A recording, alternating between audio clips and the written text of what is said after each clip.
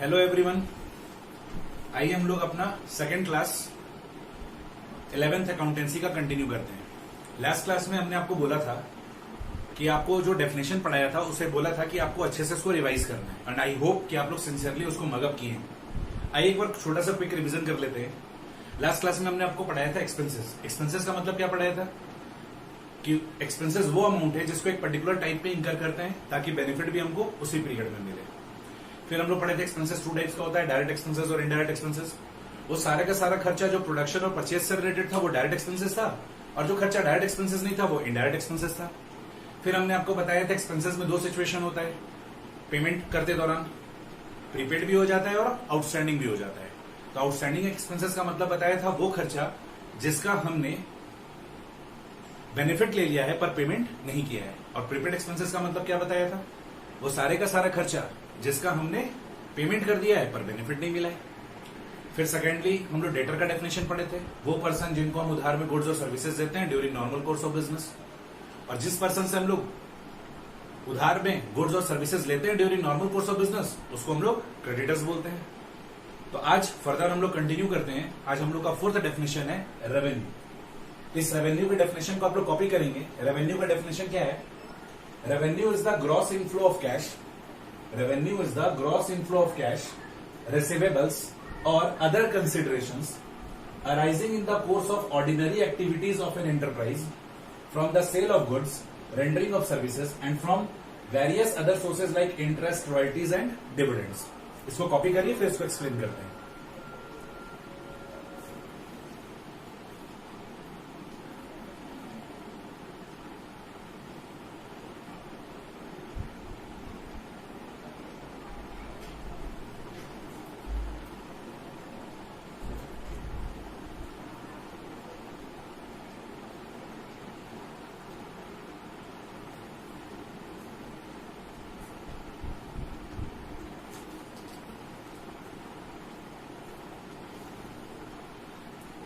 हाँ तो बच्चों, रेवेन्यू का डेफिनेशन क्या देख रहे थे हम लोग? रेवेन्यू का डेफिनेशन था कि revenue is the gross inflow of cash, receivables और other consideration arising in the course of ordinary activities of an enterprise. Arising in the course of ordinary activities of an enterprise. ये enterprise का मतलब business है। From the sale of goods, rendering of services and from various other sources like interest, royalties and dividend. देखो, आप ऐसे देखो, revenue arising from the sale of goods, rendering of services and from various other sources. आप ऐसे समझो, revenue कैसे arise होता है? गुड्स बेचने से, सर्विसेज देने से, या फिर कुछ अलग, कुछ इसके अलावा कोई और एक्टिविटी करने से। अगर मेरे को रेवेन्यू अराइज हो रहा है तो देखो यहां रेवेन्यू का मतलब क्या लिखा हुआ है। सरल शब्दों में अगर बोला जाए तो रेवेन्यू का मतलब क्या है? एकदम सरल शब्दों में, in simple words, revenue means gross sales value, gross service value. आइए इस बात को जस्टिफाई करते हैं, फिर इस मीनिंग को अच्छे से डीप में जाएंगे। देखो बच्चों, ये मार्कर है। ये मार्कर सपोज हमने 30 रुपए में खरीदा है, तो हम तो बायर हो गए, सेलर के पॉइंट ऑफ व्यू से बात करते हैं। सेलर ने ये मार्कर 30 रुपए में बेचा, तो ये जो 30 रुपए में सेलर ने मार्कर बेचा, क्या ये उसका इनकम हो गया? रेवेन्यू और इनकम के बीच का डिफरेंस है, समझो। रेवेन्यू का मतलब क्या है कि जब सेलर ने ये मार्कर मेरे को 30 रुपए में बेचा, तो ये 30 रुपए का जो उसको ग्रॉस सेल मिला, जो वैल्यू मिला, दैट इज रेवेन्यू। ये जो 30 रुपए उसको मिला, अब इसमें से वो इस मार्कर के परचेस कॉस्ट को घटाएगा और भी खर्चों को घटाएगा, तो क्या आएगा? इनकम आएगा।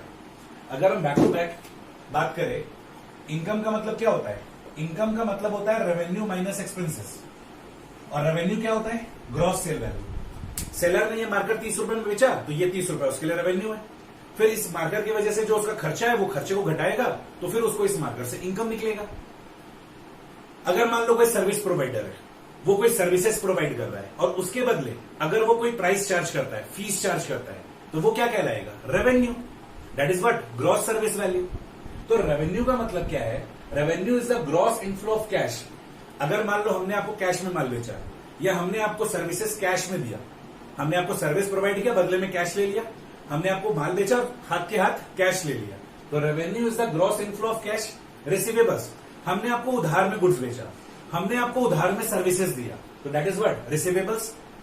तो revenue is the gross inflow of cash, receivables और अदर कंसिडरेशन। सपोज करो हमने आपको ट्यूशन पढ़ाया और आपका राशन का दुकान था, आपके शॉप से हमने राशन लेकर आ गया। हमने आपको ट्यूशन पढ़ाया और जो हमारा सर्विस वैल्यू बनता है, ट्यूशन फीस बनता है, उसके बदले हमने आपके शॉप से राशन लेकर आ गया, तो that is what other consideration. तो रेवेन्यू के तौर पे क्या मिला? रेवेन्यू के तौर पे कैश आया, या फिर मान लो उधार रिसीवेबल है, आज नहीं आया कल आएगा। और अदर कंसिडरेशन मतलब हमको कैश की जगह कुछ और मिल गया। Arising in the course of ordinary activity of an enterprise, तो ऑर्डिनरी एक्टिविटी है, मेरे को ट्यूशन पढ़ाना इज ऑर्डिनरी एक्टिविटी, राशन दुकान वाला राशन बेचता है वो उसके लिए ऑर्डिनरी एक्टिविटी है। From the sale of goods, rendering of services and from various other sources. तो देखा जाए रेवेन्यू कैसे अराइज हुआ? माल बेचने से, सर्विसेज प्रोवाइड करने से। अदर सोर्सेज क्या हो सकता है? अदर सोर्सेज का अगर हम लोग बात करें तो जैसे मान लो हम लोग शेयर मार्केट में पैसा लगाते हैं, ठीक है, हम लोग इन्वेस्ट किए तो वहां से मेरे को डिविडेंड आया, इंटरेस्ट आया, हम इन्वेस्टमेंट किए, बैंक में एफडी करवा दिए तो वहां से मेरे को इंटरेस्ट इनकम आया। तो ये जो डिविडेंड मिला, इंटरेस्ट मिला, this all are what? This all are revenue. तो रेवेन्यू और इनकम के बीच में डिफरेंसेस होता है बच्चों। रेवेन्यू का मतलब इनकम नहीं समझना है। हमने आपको माल बेचा, बदले में जो प्राइस मिला दैट इज रेवेन्यू। हमने आपको सर्विसेज दिया, बदले में जो सर्विस वैल्यू मिला दैट इज रेवेन्यू। हमने आपको माल दिया, हमने आपको सर्विसेज दिया, बदले में आपने उसके बदले कैश की जगह कुछ और दे दिया, ठीक है। सपोज करो हमने आपको पढ़ाया, आपने ट्यूशन फीस की जगह हमें मोबाइल दे दिया। हमने आपको ट्यूशन पढ़ाया, आपने उसके बदले हमें गोल्ड दे दिया। तो these are what other consideration. तो देखा जाए ये जनरेट कैसे हो रहा है revenue? Ordinary course of activity में। भाई मेरा नॉर्मल काम है ट्यूशन पढ़ाना, राशन दुकान वाले का नॉर्मल काम है राशन बेचना। From the sale of goods, rendering of services and from various other sources. अगर हम बैंक में एफडी करवा देते हैं तो वहां से इंटरेस्ट आ रहा है, that is investment, interest from investment. अगर हम शेयर बाजार में इन्वेस्ट कर देते हैं तो वहां से मेरे को डिविडेंड आता है, ठीक है। तो दीज आर व्हाट रेवेन्यू। और अगर उन्हीं रेवेन्यू में से जो लास्ट क्लास में हम लोग एक्सपेंसेस का डेफिनेशन पढ़े थे, अगर हम रेवेन्यू में से एक्सपेंसेस घटाते हैं तो ये क्या आता है? इनकम आता है। तो इसको कॉपी कर लो बच्चों। ये वाला मीनिंग नहीं लिखना है, ये वाला बस समझने के लिए बताए थे। एग्जाम के लिए ये 4 लाइन का डेफिनेशन आपको याद करना है और ये टेक्निकल डेफिनेशन कोट करना है। सरल शब्दों में तो इसका मतलब ये होता है, ठीक है, पर एग्जाम में ये लिखने से मार्क्स मिलेगा। तो रेवेन्यू का मतलब क्या है कि हमने जो माल बेचा उसका जो ग्रॉस सेल वैल्यू है, हमने जो सर्विसेज प्रोवाइड किया उसके बदले जो सर्विस वैल्यू मिला दैट इज रेवेन्यू। अगर हम बैंक में एफडी करवाते हैं तो वहां से जो मेरे को इंटरेस्ट मिलता है या मिलने वाला है दैट इज रेवेन्यू। हम शेयर बाजार में इन्वेस्ट करते हैं तो वहां से जो मेरे को इंटरेस्ट आना है दैट इज रेवेन्यू। लैंडलॉर्ड के पॉइंट ऑफ व्यू से बात करो, लैंडलॉर्ड के लिए रेवेन्यू क्या है? रेंटल, रेंट से जो पैसा आएगा। स्टाफ के लिए रेवेन्यू क्या है? सैलरी, उनको जो सैलरी मिलेगा। तो दीज आर रेवेन्यू। और फिर इन रेवेन्यू में से वो अपने खर्चे को घटाएंगे तो वो क्या बन जाएगा? इनकम। और अगर खर्चा नहीं है तो रेवेन्यू ही क्या बन जाएगा? इनकम। अब जैसे मान लो स्टाफ है, स्टाफ आ रहा है हमसे सैलरी लेके जा रहा है, वो उसका रेवेन्यू है, पर वो मेरे पास जब आता है काम करके जाता है तो इस बीच उसका कोई खर्चा नहीं होता है, वो पैदल ही आता है पैदल ही चला जाता है, उसका कोई खर्चा नहीं होता है, तो उसका रेवेन्यू क्या बन जाएगा? इनकम बन जाएगा। उस केस में एक्सपेंसेस क्या हो जाएगा? जीरो। हम बैंक में एफडी करवाए, हमको इंटरेस्ट आ रहा है, अब हमको इंटरेस्ट आ रहा है और मेरा उसके पीछे कोई खर्चा हुआ ही नहीं है, ठीक है, मेरा खुद का पैसा था। ऐसा भी होता है कि हमने बैंक से अपने बिजनेस के लिए लोन ले रखा है, ठीक है, अब मेरे पास पैसा फालतू पड़ा हुआ है, अभी मेरे बिजनेस में यूज नहीं हो रहा, तो हम बैंक में एफडी करवा दिए। तो उस केस में क्या है? उसी पैसे पर हम उधर ब्याज भी दे रहे हैं और उसी पैसे से इधर हम ब्याज भी कमा रहे हैं। तो ऐसा भी हो सकता है। तो होने को बहुत कुछ हो सकता है बच्चों, लेकिन अभी अपने आप को ज्यादा कॉम्प्लिकेट नहीं करते, परेशान नहीं करते। सरल शब्दों में ये समझो कि जो मेरा ग्रॉस अर्निंग है, जो मेरा ग्रॉस इनफ्लो है, इस वर्ड पे फोकस करो। ग्रॉस इनफ्लो है, ग्रॉस इनफ्लो है, माल बेच के जो पैसा आया या आने वाला है, सर्विसेज देके जो पैसा आया या आने वाला है, या फिर कोई और एक्टिविटी करके जो पैसा आने वाला है, उसको अपने क्या बोलेंगे? रेवेन्यू बोलेंगे। That's it. और उस रेवेन्यू में से आप अपने खर्चे को घटाओगे तो उसको इनकम बोलेंगे। इसको टेक्निकली आप ऐसे भी बोल सकते हो, excess of revenue over expenses is called income. Copy कर लीजिए इसको।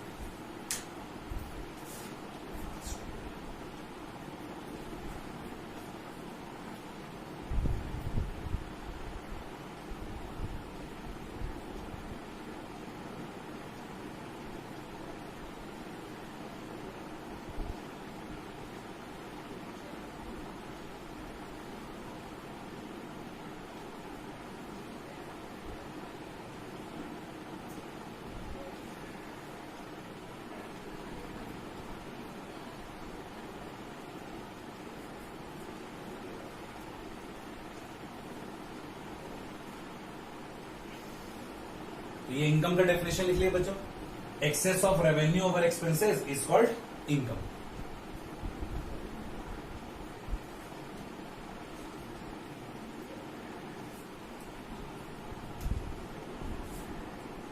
इनकम में भी टाइप्स होता है, ठीक है। एक को बोलते हैं प्रॉफिट और एक को बोलते हैं गेन। बचपन में आप लोग पढ़े हो कि प्रॉफिट और गेन एक ही होता है, लेकिन आज आप लोगों को पता चलेगा कि अपने कॉमर्स में प्रॉफिट और गेन में डिफरेंसेस होता है। रेगुलर एक्टिविटी से होने वाला benefit, benefits from regular activity, regular activity से होने वाला बेनिफिट को प्रॉफिट बोला जाता है, ठीक है। हम बिजनेस कर रहे हैं तो बिजनेस में क्या होगा, बेनिफिट होगा। इट बेनिफिट पॉजिटिव भी हो सकता है और नेगेटिव भी हो सकता है। पॉजिटिव बेनिफिट हुआ तो प्रॉफिट बोल रहे हैं, और नेगेटिव बेनिफिट हुआ तो उसी को क्या बोलेंगे, लॉस। तो रेगुलर एक्टिविटी से जो मेरे को फायदा हुआ उसको क्या बोल रहे हैं, प्रॉफिट, और रेगुलर एक्टिविटी से जो नुकसान हो जाए उसको बोलेंगे लॉस। गेन क्या होता है, बेनिफिट्स फ्रॉम इरेगुलर एक्टिविटी।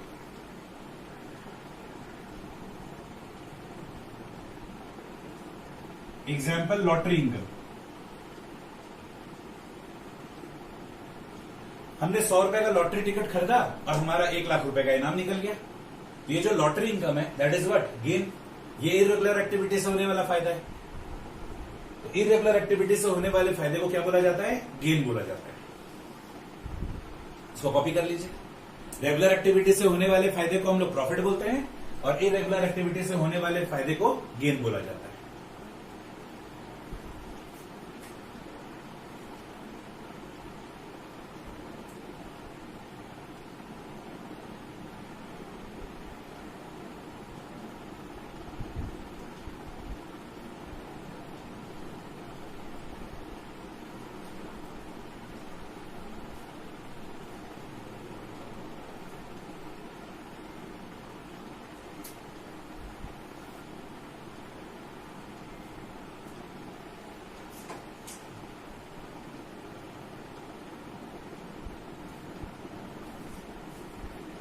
आगे बढ़ते बच्चों।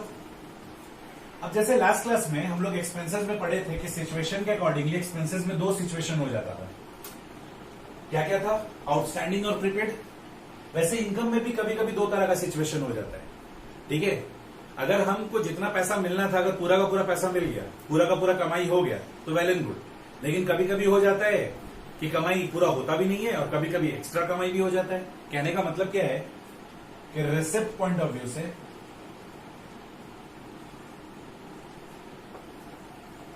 इनकम में 2 सिचुएशन होता है। एक कहलाता है अक्रूड इनकम और एक कहलाता है इनकम रिसीव्ड इन एडवांस।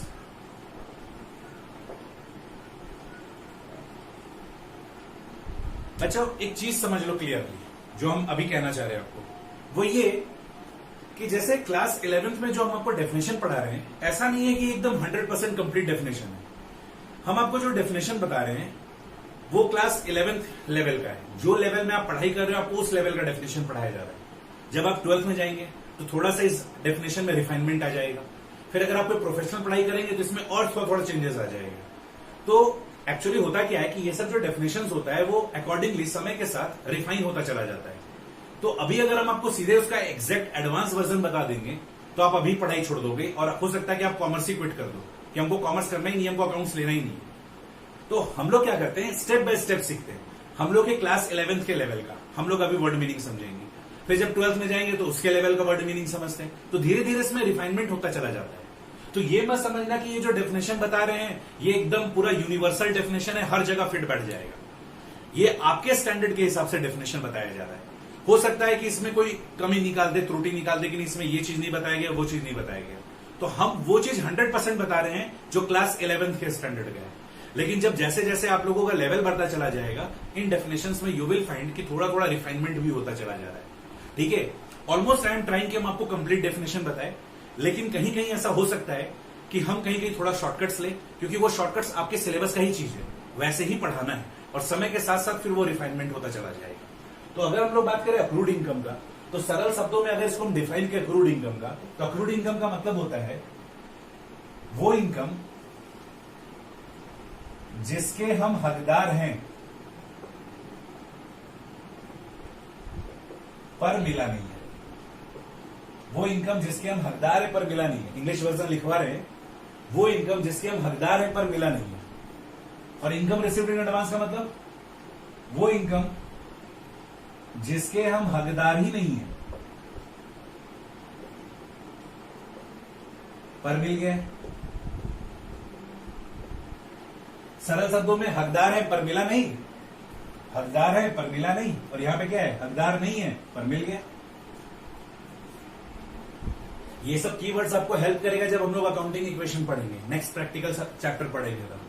जैसे आउटस्टैंडिंग एक्सपेंसेस का मतलब हम आपको क्या बताए थे, वो खर्चा जिसका आपको बेनिफिट मिल चुका है पर आपने पेमेंट नहीं किया है। तो अब ये वर्ड अगर याद करोगे तो उस चैप्टर में सुख पाओगे।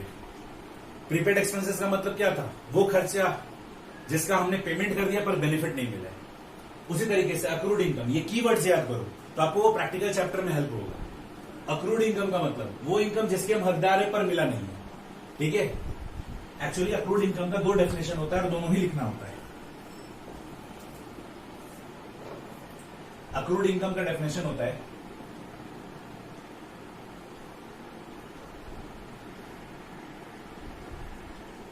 all those income which accrue or arise but not due, hence not received, are called accrued income। और अक्रूड इनकम का एक और डेफिनेशन है, दोनों डेफिनेशन लिखना रहता है। All those income which accrue or arisen and becomes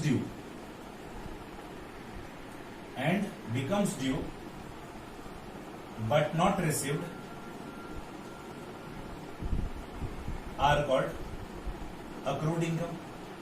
आप ये दोनों डेफिनेशन कॉपी करो, हम एक्सप्लेन करते हैं।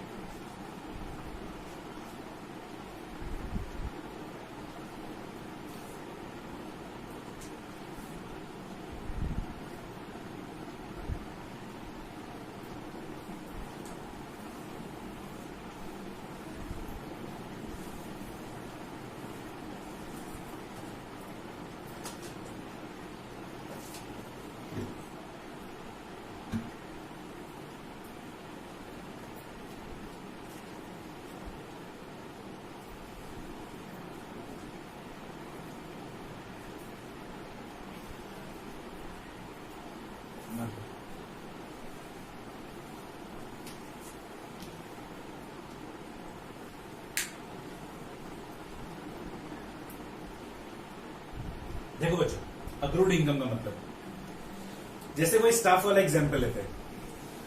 हमने अपने स्टाफ को, हम अपने स्टाफ रख रखे, हमको उसको सैलरी देना है। तो सैलरी मेरे लिए खर्चा है, मेरे स्टाफ के लिए क्या है, इनकम। रेवेन्यू बोल लो, इनकम बोल लो, ठीक है, क्योंकि रेवेन्यू फर्दर क्या हो जाता है, इनकम बन जाता है। तो आप अगर अपने स्टाफ को सैलरी देते हो तो मेरे लिए तो वो खर्चा है, पर मेरे स्टाफ के लिए क्या है, इनकम है। अब देखा जाए तो हमने आपको एग्जांपल लिया था कि हम अपने स्टाफ को 12 महीने घटाते हैं और 10 महीने का पेमेंट देते हैं।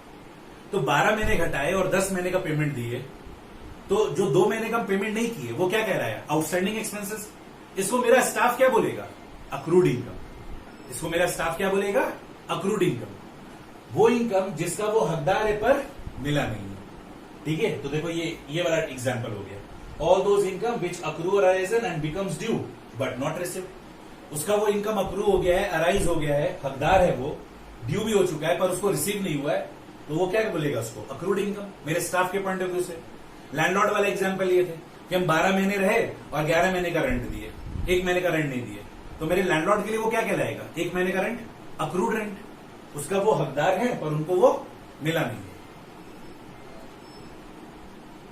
तो बच्चों, अक्रूड इनकम का मतलब क्या है, वो इनकम जिसके हम हकदार है पर मिला नहीं है। तो लैंडलॉर्ड के पॉइंट ऑफ व्यू से क्या बोल सकते हो, accrued rent, accrued salary, staff के पॉइंट ऑफ व्यू से।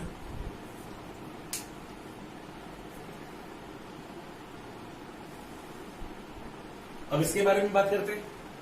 All those income which accrue और arise but not due hence not received. देखो बच्चों, जैसे मान लो हम 1 अप्रैल मान लो 2020 को बैंक में एफडी करवाते हैं। मान लो हम 10 लाख रुपीस का बैंक में एफडी करवाते हैं, ठीक है। ये जो हम एफडी करवाए हैं, इससे हमको जो इंटरेस्ट मिलेगा वो ईयरली मिलेगा। तो हमको आफ्टर 1 ईयर, मान लो इसका रेट है 7%, ठीक है, इसका रेट है 7%, तो हमको 1 साल के बाद 31 मार्च 2021 में 1 साल के बाद 10 लाख का 7% 70,000 का इंटरेस्ट मिलेगा, ठीक है। सपोज आज तारीख है 25 में, सपोज आज तारीख है 25 में 2020। तो बच्चों को एक बात बताओ, हम 1 अप्रैल को बैंक में एफडी करवाए थे, आज अगर तारीख है 25 में 2020, तो इस केस में इतने दिनों तक जो हमने बैंक में एफडी कंटिन्यू किया, इसमें इंटरेस्ट बना होगा कि नहीं बना होगा? जब हम बैंक में एफडी करवाए थे ना, इंटरेस्ट का मीटर नेक्स्ट डे से, मतलब उसी समय से चालू हो गया था। हमने बैंक में एफडी करवाया, एफडी होने के बाद इंटरेस्ट का मीटर चालू हो गया। अब देखा जाए, हमने 1 अप्रैल को बैंक में एफडी करवाया, सपोज आज 25 मई है, तो देखा जाए तो मोटा मोटी 30 और 25 55 डेज का लबा इंटरेस्ट तो बन के तैयार हो चुका है। लेकिन क्या आज हमको इंटरेस्ट मिलेगा? इंटरेस्ट कब मिलेगा? 31 मार्च को। तो ये देखा जाए, ये 25 महीने का क्या था? इनकम अक्रू और अराइज, लेकिन ड्यू नहीं हुआ है। ड्यू कब होगा? 31 मार्च को, इसलिए आज रिसीव नहीं हुआ है। तो अगर आप अक्रूड इनकम का कॉमन बात करोगे ना, तो एक डेफिनेशन ये कहता है कि ड्यू नहीं हुआ है इसलिए रिसीव नहीं हुआ है, और दूसरे जगह क्या बोलता है कि ड्यू हो चुका है लेकिन रिसीव नहीं हुआ है। तो यहां पर दोनों जगह डेफिनेशन देखो, दोनों में कॉमन बात क्या है? अक्रूड और अराइज, कि दोनों केस में इनकम क्या हो जा रहा है? अक्रू हो जा रहा है, अराइज हो जा रहा है। लेकिन एक केस क्या कहता है? एक एग्जाम्पल ये वाला कि ड्यू नहीं हुआ इसलिए रिसीव नहीं हुआ है, उसके लिए ये वाला एग्जाम्पल हो गया, ये वाला एग्जाम्पल हो गया, interest on FD for 55 days, ये वाला एग्जाम्पल हो गया कि ड्यू नहीं हुआ इसलिए रिसीव नहीं हुआ। ड्यू कब होगा? 31 मार्च को, 1 साल होने के बाद। लेकिन ये 55 डेज इंटरेस्ट तो पक्का पक्का अक्रू हुआ है, राइज हुआ है, इंटरेस्ट तो बना ही है, पर चूंकि ड्यू नहीं हुआ इसलिए रिसीव नहीं हुआ है। और दूसरा अगर एग्जाम्पल देखोगे तो ये स्टाफ वाला देख लो, वो लोग हकदार भी हैं लेकिन रिसीव नहीं हुआ है। वो लोग प्रॉपरली 12 महीने खटे हैं स्टाफ, लेकिन उनको हम 10 ही महीने का सैलरी दिए या 11 महीने का सैलरी दिए। जो 1 महीने का सैलरी नहीं दिए वो मेरे लिए कहलाया आउटस्टैंडिंग सैलरी, आउटस्टैंडिंग एक्सपेंसेस उनके लिए कहलाएगा अक्रूड इनकम, वो पैसा जिसके लिए वो हकदार है। तो this is the example of accrued income. Accrued income को ऐसे याद करो, वो इनकम जिसके हम हकदार हैं पर हमको मिला नहीं। जनरली स्टाफ लोग का खर्चा होता क्या है? कोई खर्चा नहीं होता है आने जाने का। अगर मान लो जनरली वो लोग पैदल ही आना जाना करता है, ठीक है, अपने घर से मेरे एम्प्लॉयर के आना जाना पैदल ही करता है। और अगर मान लो कि ठीक है उसका खर्चा हो रहा है, ट्रैवलिंग वगैरह में एक्सपेंसेस हो रहा है, तो वो बहुत माइन्यूट होता है। प्रैक्टिकल लाइफ में अगर आप देखोगे ना, तो एम्प्लॉयर क्या करता है? एम्प्लॉय को आने जाने का खर्चा भी दे देता है। जो उसका सैलरी इनकम होता है, सैलरी का जो पैसा होता है उसका प्योर इनकम होता है, आने जाने का खर्चा भी दे देता है। इनफैक्ट वो जो टेलीफोन यूज करता है, मोबाइल यूज करता है, उसका भी वो पैसा एम्प्लॉयर दे देता है। तो समय के साथ तुम लोग ये सब चीज देखोगे। देखो हम लोग कोई छोटा मोटा चीज नहीं पढ़ रहे हैं, हम आपको लास्ट क्लास में बोले थे हम लोग अकाउंटिंग बड़े ऑर्गेनाइजेशन के बारे में पढ़ रहे हैं, और बड़े ऑर्गेनाइजेशन में ऐसा ही होता है। हम छोटे मोटे ऑर्गेनाइजेशन का बात नहीं कर रहे हैं कि आपके घर के बगल में जो पान दुकान है उसमें जो स्टाफ काम करने के लिए आता है उसके साथ क्या ट्रीटमेंट होता है। I am not talking about that. हम उसके बारे में बात कर रहे हैं जो रिलायंस में जॉब करता है, ठीक है। तो वहां पर स्टाफ को आने जाने का खर्चा भी अलग से दे दिया जाता है। वो लोग जो मोबाइल यूज करते हैं उनका भी उनको खर्चा दिया जाता है, ठीक है। उनको इनफैक्ट दोपहर का खाने वाने का भी पैसा दिया जाता है, सैलरी तो अलग ही दिया जाता है। तो जो सैलरी का पैसा होता है ना, वो आपके स्टाफ के लिए रेवेन्यू भी होता है और एट द सेम टाइम वो इनकम ही बन जाता है, क्योंकि एक्स्ट्रा जो खर्चा हो रहा है उसका, उसके लिए उसको रिलायंस से पैसा ही मिल जाता है। समझ में आ रहा है? तो ये सब बड़े बड़े ऑर्गेनाइजेशन में ऐसा होता है। तो ये जो सैलरी वैलरी वाला जो हम बात किए हैं, ये जनरली स्टाफ लोग का रेवेन्यू भी है और वो at the same time income भी बन जाता है, क्योंकि उनका जो खर्चा होता है वो खर्चा भी अलग से उनको दे दिया जाता है। तो इसको कॉपी कर लीजिए। अक्रूड इनकम का मतलब वो इनकम जिसके हम हकदार है पर मिला नहीं है। All those income which accrue और arise but not due hence not receive. तो वो कौन एग्जाम्पल क्या बोलोगे कि सर अगर हम मान लीजिए 1 अप्रैल को एफडी करवाते हैं 1 साल के लिए, तो देखा जाए इंटरेस्ट ड्यू कब होगा? 31 मार्च को, और रिसीव भी इसी दिन होगा। लेकिन ये 55 डेज के लिए अगर हम एफडी होल्ड किए हैं तो इनकम ड्यू तो हुआ है लेकिन रिसीव नहीं हुआ है। वही लिखा हुआ है कि क्या बोलते हैं, ये जो 55 डेज था इसका इंटरेस्ट ड्यू नहीं हुआ। इंटरेस्ट ड्यू कब होगा? 1 साल के बाद। तो ये जो 55 दिन था, ये 55 दिन का जो इंटरेस्ट था वो अक्रू हुआ है, अराइज हुआ है। ये 55 डेज का जो इंटरेस्ट था वो अक्रू हुआ है, अराइज हुआ है, लेकिन ड्यू नहीं हुआ है। ठीक है, ड्यू कब होगा? 1 साल के बाद। तो ये जो 55 डेज का इंटरेस्ट था ये अक्रू हो गया, अराइज हो गया, लेकिन ड्यू नहीं हुआ है। ड्यू होगा 1 साल के बाद, इसलिए पैसा रिसीव नहीं हुआ है। और इसका एग्जाम्पल बोलोगे कि जो ड्यू भी हो गया लेकिन रिसीव नहीं हुआ है, उसका एग्जाम्पल क्या होगा कि हमने अपने स्टाफ को 12 महीने खटाया पर 11 महीने का सैलरी दिया, तो जो 1 महीने का सैलरी नहीं दिए वो उनके लिए क्या कहलाएगा? Accrued income. इसको कॉपी कर लीजिए, फिर इनकम रिसीव्ड इन एडवांस का बात करते हैं।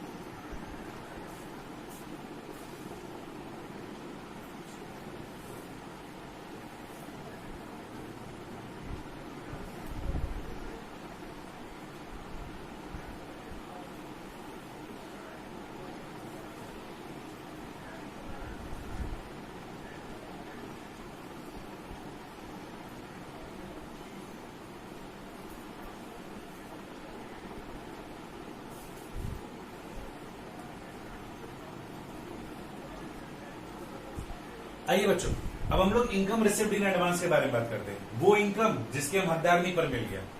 वही एग्जांपल लो जो हम प्रीपेड एक्सपेंसेस का लिए थे, उसी को उल्टा कर देंगे।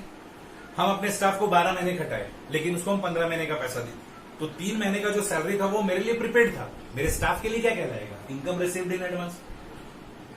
देखो, जब मेरे से स्टाफ पैसा मांगेगा तो वो वर्ड क्या यूज करेगा? मालिक हमको एडवांस दीजिए। तो वो अपने एंड से सही बोलता है, वो सही शब्द का यूज करता है कि एडवांस दीजिए। मेरे लिए वो प्रीपेड खर्चा है, लेकिन वो जो मांग रहा है बंदा, उसके लिए तो वो एडवांस ही है। तो वो क्या बोलता है? मालिक 3 महीने का खर्चा हमको एडवांस दे दीजिए, 3 महीने का सैलरी दे दीजिए एडवांस में। तो पाने वाले के लिए क्या है? वो इनकम जिसका वो अभी हकदार नहीं है। हकदार क्यों नहीं है? क्योंकि काम तो वो 12 महीने किया है और सैलरी कितने महीने का ले लिया? 15 महीने का। तो वो जो 3 महीने का एक्स्ट्रा पैसा लिया, अभी उसके लिए वो हकदार थोड़ी है, लेकिन हमसे पैसा ले चुका है। लैंडलॉर्ड का भी वही हिसाब किताब है। 14 महीने का हमसे रेंट ले लिए, जबकि हम 12 महीना उनके यहाँ रहे, तो अभी वो 2 महीने के हकदार नहीं है, लेकिन फिर भी वो पैसा ले लिए। इसको क्या बोला जाएगा? Income received in advance. इसका सरल शब्दों में मीनिंग लिख सकते हो बच्चों।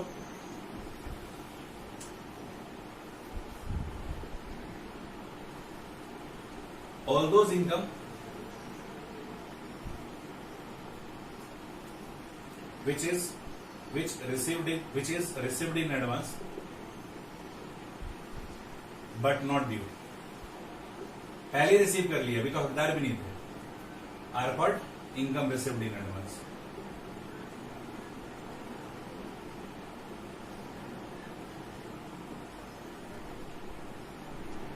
इसका एग्जाम्पल क्या होगा? स्टाफ के पॉइंट ऑफ व्यू से salary received in advance, landlord के पॉइंट ऑफ व्यू से रेंट रिसीव्ड इन एडवांस। तो ये था बच्चा इनकम का कॉन्सेप्ट। इसको कॉपी कर लीजिए।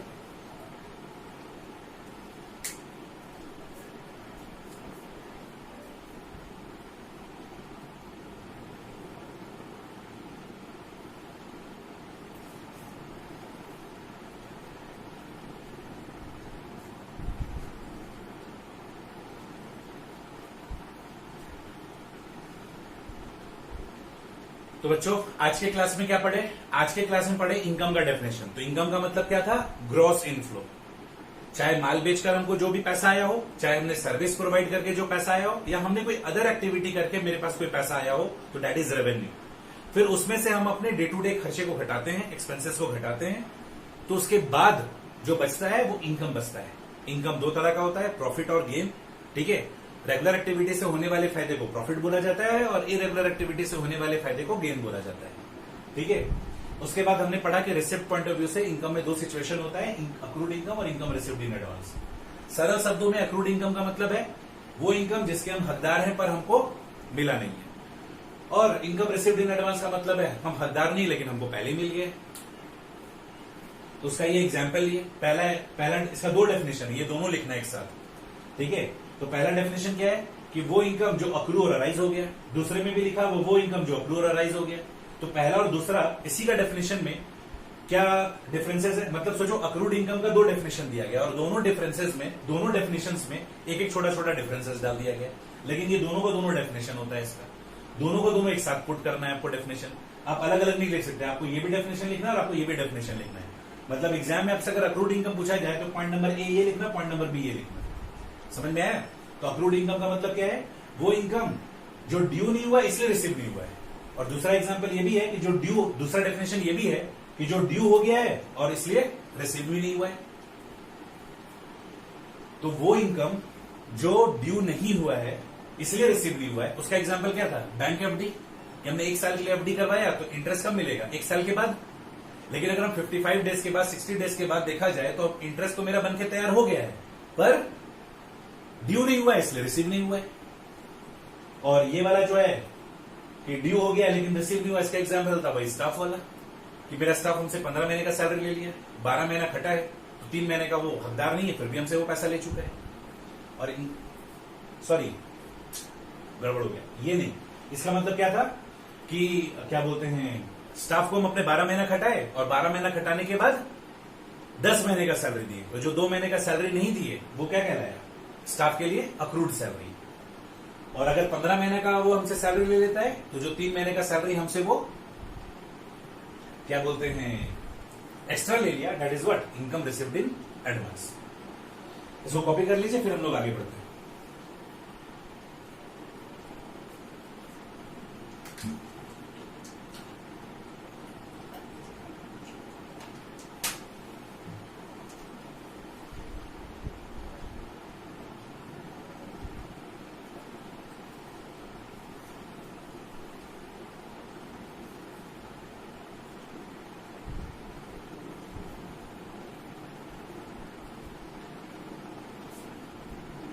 नेक्स्ट बात करते हैं बच्चों,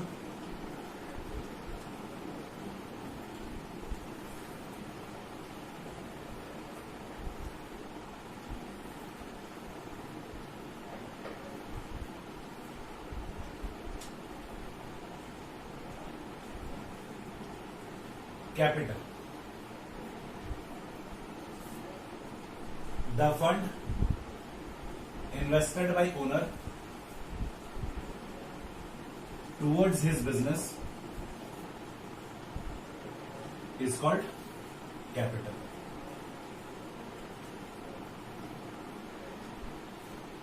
सपोज हम एक नया बिजनेस स्टार्ट करते हैं, ठीक है, और उस बिजनेस में हम जो भी फंड डालते हैं, जो भी हम पैसा डालेंगे, उसको हम क्या बोलेंगे? उसको मेरा बिजनेस कैपिटल बोलेगा। तो कैपिटल का मतलब क्या है? The fund invested bye owner towards his business. तो हमने अपने बिजनेस में पैसा डाला, जो भी हम बिजनेस स्टार्ट करते वक्त स्टार्टिंग में जो भी हम पैसा लगाएंगे उसको मेरा बिजनेस क्या बोलेगा? Capital. The fund invested by the owner towards his business is called capital. It is also known as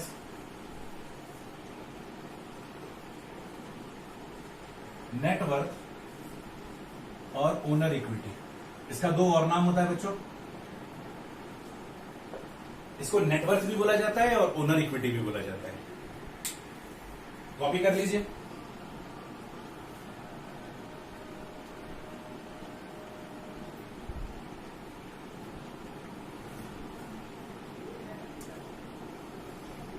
हम अपने बिजनेस में बीइंग एन ओनर, हम अपने बिजनेस में जो कुछ भी पैसा डालते हैं वो मेरे बिजनेस के लिए क्या कहलाता है? कैपिटल कहलाता है। कैपिटल का दूसरा नाम क्या है? नेटवर्थ या फिर ओनर्स इक्विटी।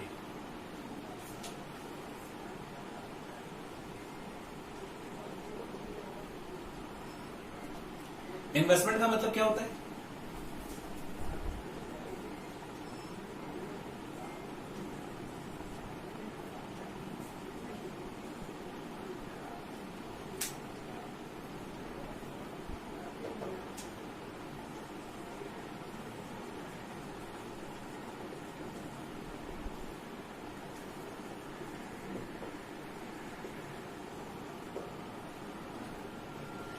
अगर हम अपने बिजनेस में पैसा लगा रहे हैं तो उसको कैपिटल बोलते हैं, लेकिन अगर हम पैसा बिजनेस के बाहर लगा रहे हैं, द सरप्लस फंड लिखो।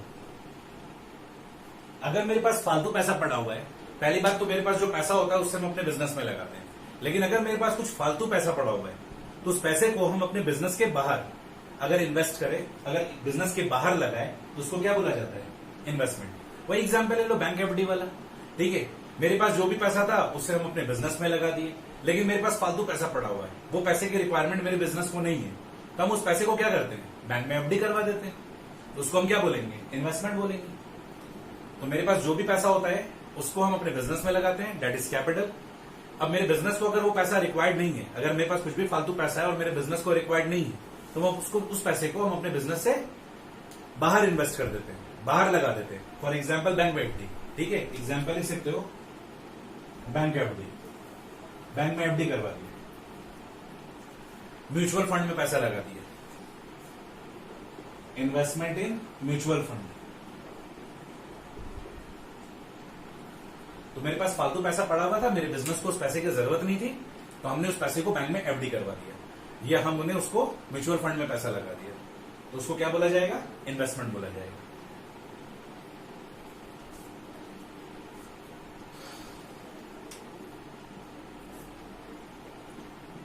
पॉइंट नंबर 8, एक वर्ड होता है बच्चों ड्राइंग्स। ड्राइंग्स का मतलब क्या होता है? एनी अमाउंट और goods withdrawn bye owner for his personal use is called drawings. ठीक है, सपोज करो बच्चों मेरे राशन का दुकान है, मेरे को कपड़ा खरीदना है, तो हम क्या करेंगे? अपने बिजनेस में से कैश निकालेंगे कि भाई हमको कपड़ा खरीदना है, तो हम अपने बिजनेस से कैश निकाले, इसको क्या बोला जाएगा? Drawings. Any amount withdrawn bye owner for personal use. Now again वही एग्जांपल, हम राशन दुकान वाले हैं, मेरे को घर पे राशन चाहिए, हमको अपने घर वाले को राशन लेकर देना है, तो हम क्या करेंगे? अपने ही दुकान से राशन निकाल कर अपने घर में दे देंगे, किसी का दाल रोटी चावल जो भी बनाना करो। तो देखा जाए वो क्या कहलाएगा? गुड्स। तो any goods withdrawn bye owner. तो अगर हम अपने बिजनेस में से गुड्स निकालते हैं पर्सनल यूज के लिए तो वो भी ड्राइंग्स है, और अगर हम कैश निकालते हैं पर्सनल यूज के लिए तो वो भी वो ड्राइंग्स है। तो अगर हम कोई भी अमाउंट या गुड्स, आने वाले समय में क्या होगा ना, आपको केवल अमाउंट वर्ड याद हो जाएगा। जब आप क्लास 12 में जाओगे और हम आपसे पूछेंगे ड्राइंग्स का मतलब क्या है, तब बोलोगे सर बिजनेस से हम कैश निकाले for personal use, that is drawings. 99% student को यही याद रह जाता है। फोकस करो, अगर हम अपने बिजनेस में से पैसा निकाल रहे हैं पर्सनल यूज के लिए, या फिर बिजनेस का सामान गुड्स निकाल रहे हैं पर्सनल यूज के लिए, तो वो दोनों का दोनों क्या कहलाता है? ड्राइंग्स कहलाता है। तो अगर हम कोई भी अमाउंट्स विड्रॉ करते हैं फॉर पर्सनल यूज तो वो ड्राइंग्स है, और अगर गुड्स विड्रॉ कर रहे हैं तो भी वो पर्सनल यूज के लिए तो वो भी वो ड्राइंग्स है। यहां पर विड्रॉ वर्ड से नहीं पकड़े कि ये ड्राइंग्स है, हम लोग पर्सनल यूज वर्ड से पकड़े कि ये ड्राइंग्स है। विड्रॉ वर्ड से ये जज नहीं कर लेना कि ये ड्राइंग्स है, पर्सनल यूज वर्ड रहेगा तब इसे समझोगे ड्राइंग्स है। तो वही एग्जांपल कि अगर मेरा राशन का दुकान है और अगर हमको कपड़ा खरीदना है, हमको कुछ भी काम करना है, तो अपने राशन दुकान से अगर पैसा निकाले अपने पर्सनल नीड के लिए तो वो क्या कहलाएगा? Drawings in cash. और अगर हम अपने राशन दुकान में से राशन विड्रॉ कर लेते हैं, राशन निकालते हैं अपने घर वालों के लिए, अपने पर्सनल नीड के लिए, तो वो क्या कहलाएगा? ड्राइंग्स इन गुड्स। तो ड्राइंग्स का बोल सकते हो 2 एग्जाम्पल होता है, ड्राइंग्स इन कैश और ड्राइंग्स इन गुड्स।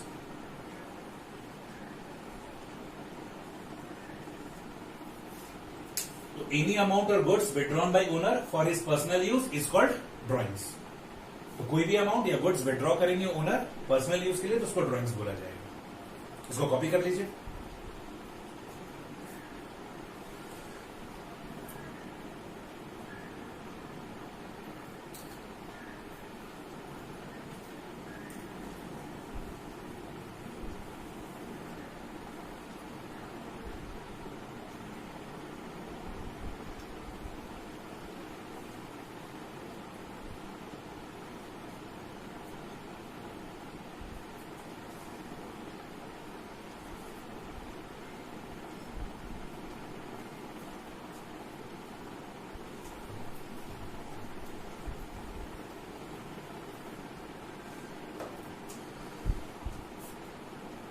ये जो गुड्स होता है ना बच्चों, इसको स्टॉक बोला जाता है। स्टॉक का मतलब क्या होता है? The goods in which organisation deals.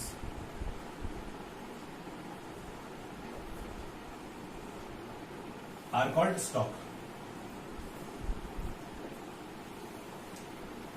ठीक है, मोबाइल दुकान वाले मोबाइल रखते हैं तो मोबाइल क्या है? स्टॉक है। राशन दुकान वाले राशन रखते हैं, राशन क्या है? स्टॉक है। इलेक्ट्रॉनिक्स दुकान वाले फ्रिज, रेफ्रिजरेटर ये सब बेचते हैं, ये सब क्या है? स्टॉक है। तो स्टॉक क्या है? The amount, the goods in which organisation deals. तो वही अभी हम एग्जांपल लिए थे कि राशन दुकान वाला जो राशन है वो उसके लिए स्टॉक है। अगर उस राशन को वो बिजनेस में यूज कर रहा है, मतलब बिजनेस में बेच रहा है, तब तो वेल एंड गुड, वो स्टॉक ही है। लेकिन अगर उसको हम बिजनेस से निकाल लेते हैं पर्सनल नीड के लिए, तो वो क्या बन जाता है? ड्रॉइंग्स। 8 और 9 वही है।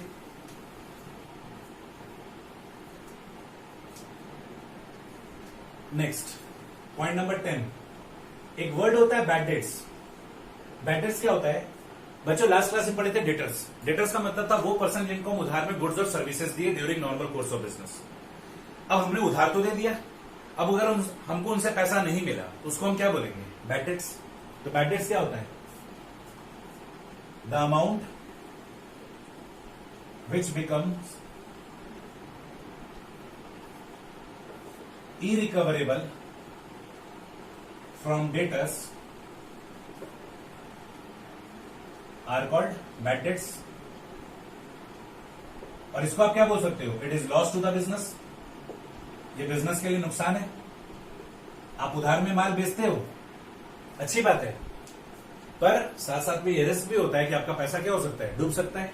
तो बैड डेट का मतलब क्या होता है? The amount which becomes irrecoverable from debtors are called bad debts. ये बिजनेस के लिए लॉस भी हो सकता, लॉस होता है। कॉपी कर लीजिए बच्चों।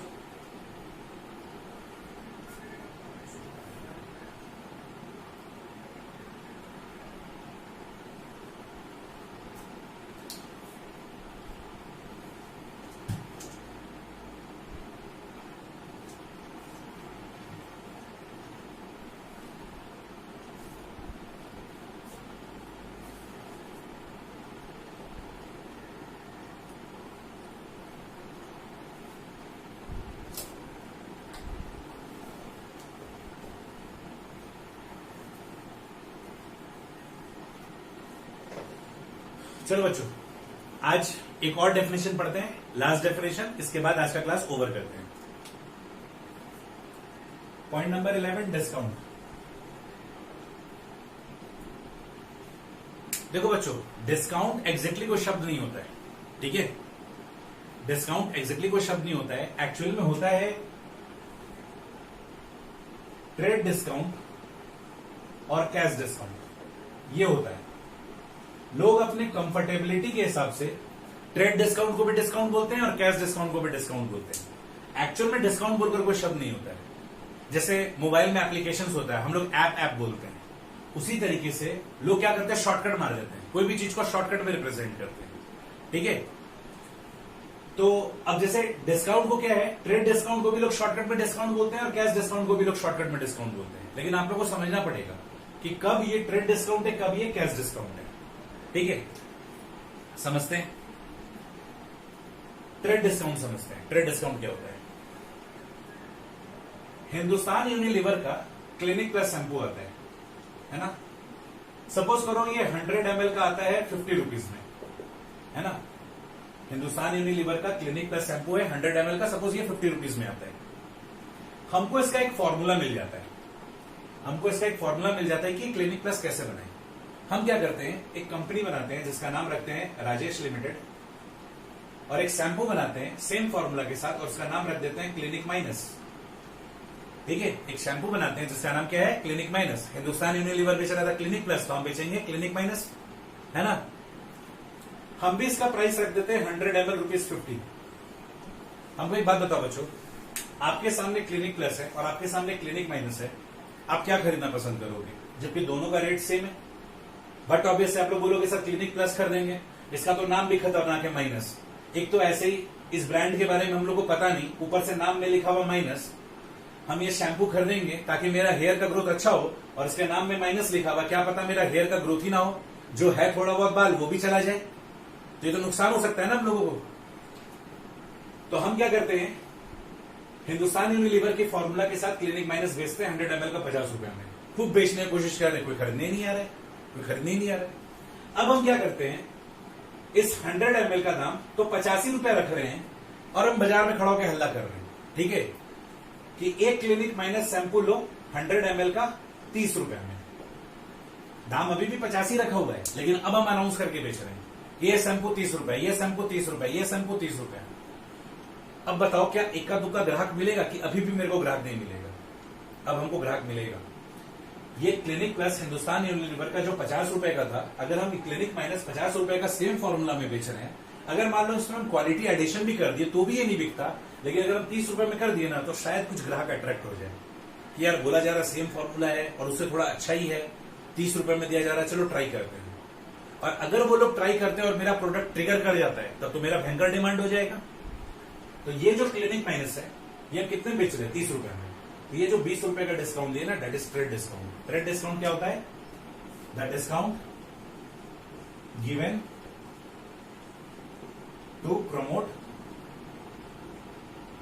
प्रोडक्ट।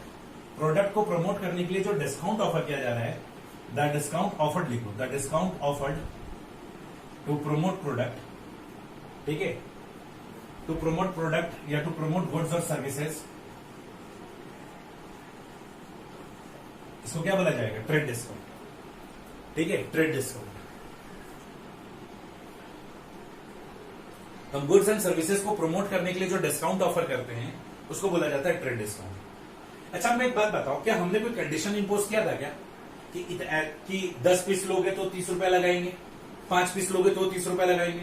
हम तो क्या किए थे, जनरल अनाउंसमेंट शुरू कर दिए थे कि 50 का शैम्पू 30 रुपए में, 50 का शैम्पू 30 रुपए में, क्वालिटी क्लिनिक प्लस से भी भयंकर, है ना, ऐसे करके बेचने लग गए थे। इसमें तो कोई कंडीशन इंपोज था नहीं।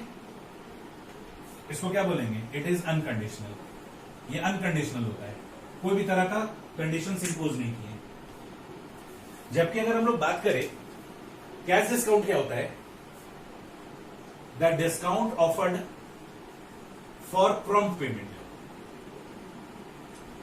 अभी जैसा कि हम लोग देखे थे बच्चों, लास्ट क्लास में डेटर्स पढ़े और आज बैड डेट्स पढ़े। डेटर का मतलब क्या था? जिनको हम उधार में गुड्स और सर्विसेज देते हैं। और आज हम लोग को पता चला कि भाई उधार में गुड्स और सर्विसेज बेचने पर रिस्क है, मेरा पैसा अगर रिकवर नहीं हुआ तो दैट बिकम्स बैड डेट। तो हम क्या करते हैं, डेटर के साथ ये माइंड गेम खेलते हैं। डेटर को हम क्या करते हैं, मान लो हम डेटर को 3 महीने का उधार दिए तो हम उसको टाइम लिमिट फिक्स कर देंगे कि देखो भाई, तुम 15 दिन के अंदर अगर पैसा दे दिया ना तो तुमको 2% का एडिशनल डिस्काउंट देंगे या 1% का एडिशनल डिस्काउंट देंगे। That is what? Cash discount. और ये डिस्काउंट देने से, ठीक है, the discount offered for prompt payment. समय प्रॉम्प्ट पेमेंट मतलब जल्दी पैसा। तो ये पेमेंट देने से क्या होगा? मेरा बैड डेट का रिस्क खत्म हो जाएगा। तो ये जो कैश डिस्काउंट होता है, ये डेटर के साथ हम लोग माइंड गेम खेलते हैं। हम डेटर को बोलते हैं समय से पहले पैसा दे दो, डिस्काउंट ले जाओ ताकि मेरा बैड डेट ना हो। देखो बच्चों, बैड डेट को अच्छे से समझो। अगर मान लो हम किसी को 10 लाख रुपए का माल बेचे, ठीक है, उधार में बेचे 10 लाख रुपए का माल, तो क्या हम 10 लाख रुपए कमा रहे हैं? अगर हम किसी को 10 लाख रुपए का माल बेचे हैं, ये 10 लाख मेरा क्या है? रेवेन्यू है। उस 10 लाख का माल जो हम उसको सप्लाई किए होंगे उसका मेरा खर्चा भी पड़ा होगा, और मान लो इसका खर्चा पड़ा मेरा 9.5 लाख रुपए, ये मेरा एक्सपेंसेस है। उस सामान का कॉस्ट और अदर खर्चा मिलाकर मेरा टोटल खर्चा कितना है? 9.5 लाख रुपए। तो हम कमा कितना रहे हैं? 50,000 रुपए। तो हम 50,000 रुपए कमाने के लिए 10 लाख रुपए फंसाए, ये 50,000 रुपए कमाने के लिए 9.5 लाख रुपए फंसाए हैं। ये 9.5 लाख रुपए का चीज हम उधार में दिए हैं कि हमको फ्यूचर में इसके बदले 10 लाख रुपए मिलेगा। जब बैड डेट होगा तो ये पूरा का पूरा 10 लाख रुपए डुबाएगा ना। मान लो इन केस की ये फुल बैड डेट है, पार्शियल बैड डेट नहीं है, फुल बैड डेट है। सामने वाला जो बंदा है ये मेरा पूरा का पूरा पैसा डुबा देता है, ठीक है, एक भी पैसा नहीं देता है। तो ये जो मेरा 10 लाख रुपए डूबेगा तो क्या मेरा कमाई गया? क्या मेरा पूंजी भी चला गया? जो 9.5 लाख रुपए का मेरा सामान था, स्टॉक था, वो भी मेरा बर्बाद हो गया। तो देखा जाए हमने उसको 10 लाख रुपए का माल बेचा था तो 10 लाख रुपए मेरा कमाई नहीं था, 10 लाख रुपए मेरा रेवेन्यू था। एक्सपेंसेस 9.5 लाख रुपए था, मेरा कमाई था 50,000 रुपया। इस 50,000 रुपए को कमाने के लिए हमने 9.5 लाख रुपए दांव पे लगाया। लेकिन जब डूबेगा तो ये तो 50,000 रुपए गया सो गया, ये 9.5 लाख रुपए जो मेरा था ये भी चला गया। तो ये भयंकर वाला रिस्क होता है अगर बैड डेट हो जाता है तो हम अपने कमाई के साथ कॉम्प्रोमाइज करते हैं कि ठीक है, हम तुमको 1% का डिस्काउंट दे देंगे। 1% का डिस्काउंट देंगे तो 10,000 का डिस्काउंट दे देंगे। जहां कमाई मेरे को 50,000 आना था, मेरा कमाई 40,000 रुपए आएगा। तो थोड़ा कम कमा लेंगे, लेकिन कम से कम जो मेरा मेन जो पूंजी है 9.5 लाख रुपए जो हम फंसाए हैं, 9.5 लाख रुपए का जो सामान हम उसको दिए हैं 10 लाख रुपए में, कम से कम वो तो रिकवर होगा। तो थोड़ा कम कमा लेंगे लेकिन सेफ जोन में रहेंगे। चीज समझ रहे हो? तो that is the power of cash discount. हम अपने डेटर के साथ माइंड गेम खेल लेते हैं कि तुमको 1% का डिस्काउंट दे देंगे, 2% का डिस्काउंट दे देंगे, 1.5% का डिस्काउंट दे देंगे अगर तुम 15 दिन के अंदर पैसा दे देते हो। तो इससे मेरा बैड डेट का रिस्क खत्म हो जाता है। ये कंडीशनल होता है, कंडीशनल ही है। 15 दिन के अंदर दिया तब तो डिस्काउंट देंगे, नहीं दिया तो नहीं देंगे। अगर 15 दिन के अंदर मेरा कस्टमर हमको टाइमली पेमेंट दे दिया तो हम डिस्काउंट देंगे, और अगर टाइमली पेमेंट नहीं दिया तो डिस्काउंट नहीं देंगे। तो ये कंडीशनल है। तो आपसे ये पूछा भी जाता है स्कूल में, 1 मार्क्स का क्वेश्चन आता है, what is the difference between bad debt and cash discount. तो आप क्या बोलोगे, कैश डिस्काउंट एक्सपेंस होता है और बैड डेट क्या होता है, लॉस होता है। बैड डेट लॉस है और कैश डिस्काउंट क्या एक्सपेंस है। एक्सपेंस क्या होता है, वो एक्टिविटी जिससे हमको क्या हो, बेनिफिट हो। तो देखा जाए हम कैश डिस्काउंट देकर बैड डेट के रिस्क को अवॉइड कर लिए, तो हमने कैश डिस्काउंट देकर अपने बैड डेट के रिस्क को क्या कर लिया, अवॉइड कर लिया। तो इसको क्या बोला जाएगा, कैश डिस्काउंट को एक्सपेंस, और बैड डेट को क्या बोलेंगे, लॉस। तो ये भी आपसे क्वेश्चन पूछा जाता है, what is the difference between bad debt and cash discount. तो आप बोलोगे कि bad debt is a loss whereas cash discount is an expense. 1 marks का क्वेश्चन रहता है। तो बच्चों लास्ट क्लास में हम आप लोगों को 3 डेफिनेशन पढ़ाए थे और आज आप लोगों को 8 डेफिनेशन पढ़ाए हैं, ठीक है। इसको आप लोगों को गो थ्रू करना है। अभी हम आप लोगों को जो डेफिनेशन पढ़ाए हैं, ये टेक्निकली डेफिनेशन पढ़ाए, थोड़ा थ्योरेटिकल वे में पढ़ाए। हम अगेन आपको वही बात बोलेंगे कि जब हम लोग प्रैक्टिकल सम से स्टार्ट करेंगे तो आपको दिमाग और भी खुलता चला जाएगा, ठीक है। धीरे धीरे धीरे आज आपको क्लास अगर 60% 70% भी समझ में आ रहा है तो मेरे तरफ से आपको 100% समझ में आ रहा है। बच्चों मेरे बात को एकदम मत भूलना, class 11th is a nursery. आप नर्सरी क्लास में हो, चीजों को समझने में थोड़ा वक्त लगता है, इसलिए ऐसा मत समझना कि आपको समझने में दिक्कत हो रहा है, हमको पूरा समझ में आना चाहिए, ऐसा जरूरी नहीं है। अगर आपको कल का क्लास, आज का क्लास कुल मिलाकर अगर आपको 60-70% समझ में आ गया तो आप 100% वाले समय में हो, क्योंकि जब हम लोग सम्स बनाएंगे ना तो क्लैरिटी और आता चला जाएगा, ठीक है। Once we start solving the sums, आपको धीरे धीरे इसका इंपॉर्टेंस, इसका मीनिंग समझ में आना शुरू हो जाएगा। डायरेक्टली हम लोग इसका मीनिंग को डिस्कस नहीं कर सकते थे सम्स के साथ में, ग्रेजुअली डिस्कस करने के बाद जब सम्स बनाएंगे तो ज्यादा अच्छा लगा, समझ में आएगा। तो आज हम लोग क्या क्या पढ़े, आज पढ़े हम लोग रेवेन्यू का मतलब। तो रेवेन्यू का मतलब क्या था, ग्रॉस कैश इनफ्लो या रिसीवेबल्स या अदर कंसिडरेशन। तो मोटा मोटी तौर पे जो ग्रॉस सेल वैल्यू है, ग्रॉस सर्विस वैल्यू है, या फिर कोई ग्रॉस अर्निंग है, कोई भी अदर तरह का एक्टिविटी है, ठीक है। तो जो पैसा आया दैट इज व्हाट, रेवेन्यू। क्या चीज से पैसा आता है, सेल ऑफ गुड्स से, रेंडरिंग ऑफ सर्विसेज से, या फिर कोई अदर एक्टिविटी से। तो जो पैसा आया या आने वाला है उसको हम लोग क्या बोलेंगे, रेवेन्यू बोलेंगे। उसमें से जब हम खर्चे को घटाते हैं तो आता है इनकम। अगर रेगुलर एक्टिविटी से फायदा हुआ है तो प्रॉफिट, इरेगुलर एक्टिविटी से फायदा हुआ है तो गेन। इनकम 2 तरह का है, अक्रूड इनकम और income received in advance. Accrued income क्या था बच्चों, उसमें 2 डेफिनेशन था, ठीक है। वो इनकम जिसके हम हकदार हैं पर मिला नहीं है, और इनकम रिसीव्ड इन एडवांस क्या था, वो इनकम जिसके हम हकदार नहीं है पर फिर भी मिल गया है। अक्रूड इनकम का क्या 2 डेफिनेशन था, वो इनकम जो अक्रू और अराइज हो गया है लेकिन ड्यू नहीं हुआ इसलिए रिसीव नहीं हुआ है। बैंक वाला एग्जांपल, एफडी वाला एग्जांपल, 55 डेज वाला एग्जांपल है कि नहीं, 55 डेज वाला एग्जांपल कि हम बैंक में एफडी करवाए, इंटरेस्ट हमको 1 साल के बाद मिलेगा। तो इंटरेस्ट का तो मीटर उसी मोमेंट से स्टार्ट हो गया जिस समय हम बैंक में एफडी करवाए, लेकिन देखा जाए इंटरेस्ट ड्यू कब होगा, 1 साल के बाद, और ड्यू होते ही हमको क्या हो जाएगा, एफडी का इंटरेस्ट का पैसा मिल जाएगा। बट द थिंग इज कि 55 दिन बीत जाने के बाद इनकम के लिए, इनकम तो बन के तैयार तो हो ही गया है, ऑल्दो ड्यू नहीं हुआ इसलिए रिसीव नहीं हुआ है। तो वो 55 दिन अक्रू और अराइज तो हुआ, लेकिन ड्यू कब होगा, 31 मार्च को, साल खत्म होने के बाद, तो रिसीव भी तभी होगा। और दूसरा एग्जाम्पल हम लोग पढ़े कि क्या बोलते हैं, ड्यू भी हो चुका था लेकिन रिसीव नहीं हुआ। जैसे स्टाफ वाले के पॉइंट ऑफ व्यू से एग्जाम्पल पढ़े कि हम उसको 12 महीने घटाए, 11 महीने का सैलरी दिए, 1 महीने का नहीं दिए तो उसके लिए वो अक्रूड सैलरी था। इनकम रिसीव्ड इन एडवांस में वही स्टाफ वाला एग्जांपल, 12 महीने घटाए, 15 महीने का पैसा दे दिए, तो 3 महीने का जो एक्स्ट्रा पैसा दिए थे, इनकम रिसीव्ड इन एडवांस। उसके बाद हम लोग क्या बोलते हैं, स्टॉक का उसके बाद हम लोग किसका डेफिनेशन देखे थे, हम लोग स्टॉक का भी डेफिनेशन देखे। स्टॉक का मतलब क्या था, the goods in which organisation deal is called what, stock. हम लोग कैपिटल का डेफिनेशन देखे थे कि the fund invested by the owner towards his business is called capital. फिर हम लोगों ने इन्वेस्टमेंट का भी डेफिनेशन देखा था कि वो पैसा, वो फालतू पैसा जो मेरे बिजनेस को रिक्वायर्ड नहीं है, अगर हम अपने बिजनेस के बाहर इन्वेस्ट कर देते हैं, दैट इज इन्वेस्टमेंट। फिर हम लोगों ने ड्राइंग्स का डेफिनेशन पढ़ा था कि एनी अमाउंट और goods withdrawn bye the owner for personal use is called what, drawings. अगर हमको अपने बिजनेस से पर्सनल नीड के लिए पैसा निकाले तो भी ड्राइंग्स, और गुड्स निकाले तो भी ड्राइंग्स। फिर स्टॉक का मतलब पढ़ ही लिए थे। उसके बाद हम लोग बैड डेट का मतलब पढ़े कि अगर आप डेटर को उधार पे गुड्स और सर्विसेज देते हो और अगर वो आपको पैसा नहीं देता है तो that is what, that irrecoverable amount, that is unrecoverable amount, irrecoverable amount, वो क्या कहलाता है? Bad debt. फिर उसके बाद हम लोग ये डिस्काउंट का मीनिंग पढ़े कि अगर हम अपने गुड्स और सर्विसेज को प्रमोट करने के लिए जो डिस्काउंट ऑफर करते हैं उसको ट्रेड डिस्काउंट बोलते हैं, और ये अनकंडीशनल होता है। और अगर हम अपने कस्टमर से समय से पहले पैसा रियलाइज करने की कोशिश करते हैं कि जल्द से जल्द मेरा पैसा रिकवर हो जाए, तो जो हम डिस्काउंट उसको ऑफर करते हैं वो बोलते हैं कैश डिस्काउंट, और ये कंडीशनल होता है। मेरे बताए गए टर्म्स एंड कंडीशन के हिसाब से अगर वो पेमेंट देगा तो डिस्काउंट देंगे, नहीं पेमेंट देगा तो हम डिस्काउंट नहीं देंगे। और आप लोग से bad debt versus cash discount का डेफिनेशन पूछा जाता है, तो बैड डेट का मतलब क्या है? लॉस, ये लॉस है। और कैश डिस्काउंट क्या है? ये एक्सपेंस है, क्योंकि वो एक्टिविटी है जिसके करने से फ्यूचर में क्या होगा? फायदा होगा। तो आज के लिए बच्चों थैंक यू। प्रॉपरली इसको ये 11 डेफिनेशन को रिवाइज करना। मिलते हैं बच्चों नेक्स्ट क्लास में। Thank you everyone.